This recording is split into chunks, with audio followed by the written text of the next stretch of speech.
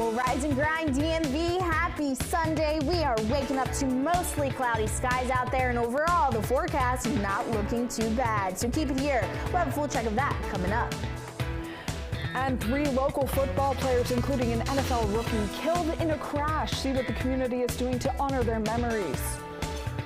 Plus, 2 firefighters hurt in the line of duty. All the details on their conditions.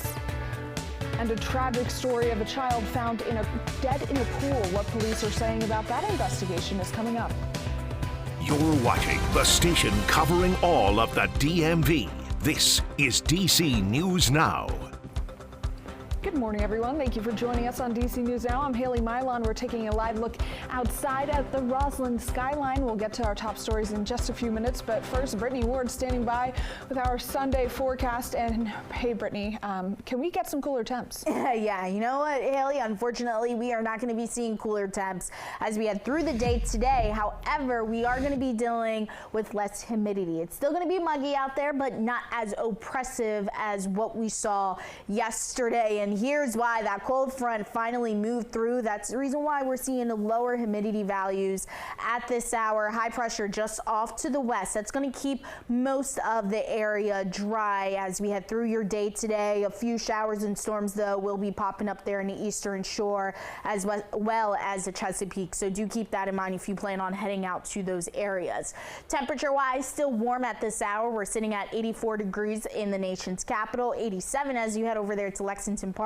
75 currently in Martinsburg, West Virginia. Looks like our mountain counties are starting to warm up, seeing those temperatures in the lower 70s. And if you think back to 24 hours ago, yes, a few locations are actually cooler right now than what we saw yesterday. Hot conditions will be returning to the DMV, and then it looks like we start to see an uptick in those humidity values as we head into next week. So keep it here. We'll have a full breakdown of that forecast coming up.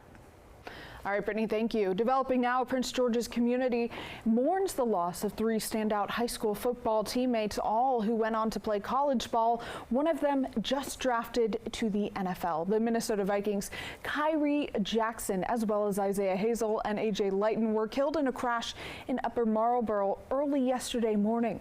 Our Dave Laval spoke to coaches and administrators about the devastating loss. This is where Kyrie Jackson and his teammates went on an amazing run that started in 2015 as Wise High School won the first of 3 straight state football titles. A time to celebrate then. Now, a time to mourn.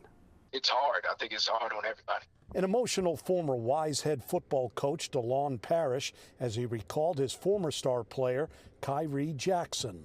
Kyrie always believed in himself.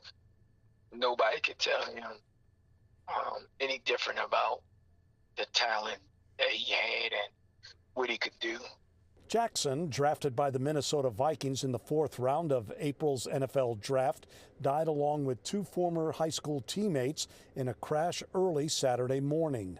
The crash happened on northbound Route 4 and Presidential Parkway in Upper Marlboro. Maryland State Police say the preliminary investigation found 23-year-old Corey Klingman of Upper Marlboro slammed into the Dodge Charger that carried Jackson, Isaiah Hazel, and Anthony A.J. Litton, Jr. Police say Klingman may have sped at the time and alcohol may have been involved. It is a dark day. Jason Gordon is the athletics director at Wise. Jackson had been expected to compete at cornerback for the Vikings after the rookie graduated from Oregon.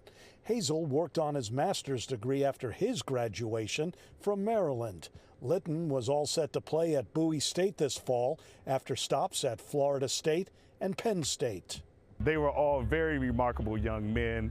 They showed what it means to persevere. They displayed perseverance in their post-secondary careers. Police said Klingman hit a second car. No one in hers or the other car suffered any serious injuries.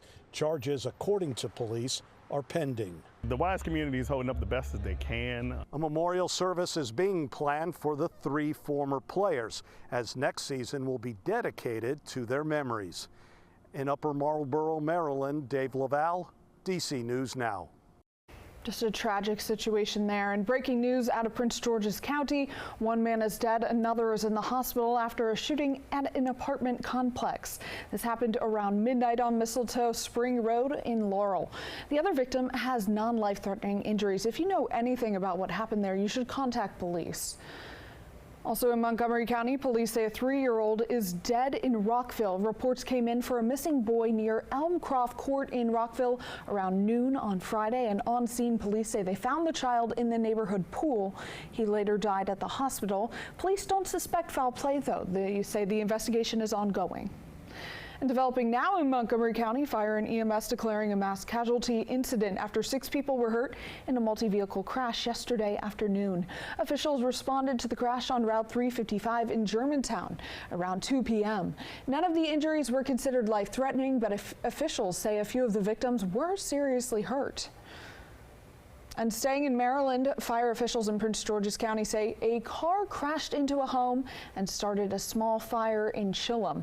Officials responding to the crash on Ager Road around 4:30 yesterday morning. They were able to rescue all the residents from the home by a ladder. No injuries reported there.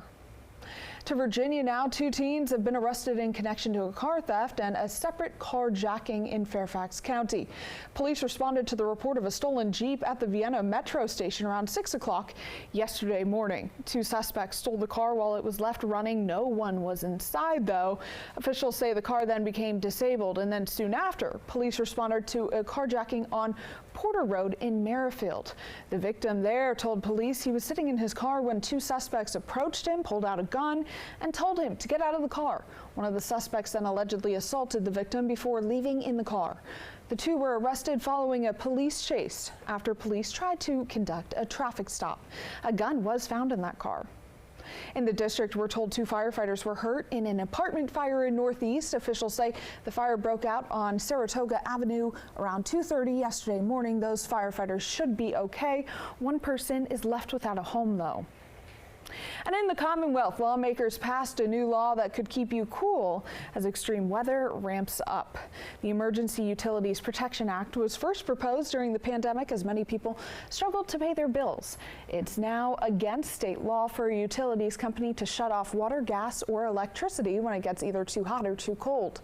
Dominion Energy explains that the new law should provide extra support to customers. None of this has worked. And, they are set for disconnection and the temperature exceeds 92 degrees. What happens? Nothing. We wait until, temperatures go, below 92 degrees. And then we attempt, make a final attempt, giving some additional help to customers when it's really hot or cold outside. The law also prevents utilities from being turned off on Fridays, weekends, state holidays, and the day before state holidays. D.C. police say they found and returned Yerman, the French bulldog, to his owner. Take a look at these photos, so cute. Last Saturday, we reported Yerman was stolen while on a walk out with his mom. That's Janine Brown on Fort Davis Street in Southeast. No word if anyone's been charged in relation to Yerman being taken, but police previously issued a reward for information in the case, leading to a conviction. We'll provide updates as they become available, but a happy reunion there. Keeping it in the district, Ward 1 Councilmember Brianne Nadeau is speaking out about alleged problems within DC's 911 center. In a letter to the Office of Unified Communications, or OUC, Nadeau says she's deeply frustrated by the agency's consistent failures. The councilwoman says she heard more complaints about OUC in a 10-day period than she typically hears in a full year. Nadeau listed several instances where her constituents say their 911 calls were ignored, dropped, or placed on long holds. She's requesting that the agency provide daily staffing statistics for the last 2 years, an updated list of agency mistakes since April, and a meeting with the city administrator. Brittany, it's still hot out. Yeah, it's still going to be hot, Haley, as we head through your day today. Your time now, 8:09, and the good news is it's not going to be as oppressive when it comes down to the humidity levels than what we saw yesterday. So keep that in mind when heading out the door. But for your pool forecast, not looking bad at all. We'll be seeing a mixture of sun and clouds through much of the day today. By 11 o'clock, temperatures will be in the upper 80s here in the nation's capital, and then we start to see 90s as we head through the afternoon. However, the heat and humidity, that will be returning as we head into next week. So keep it here. We'll have a full check of that forecast coming up.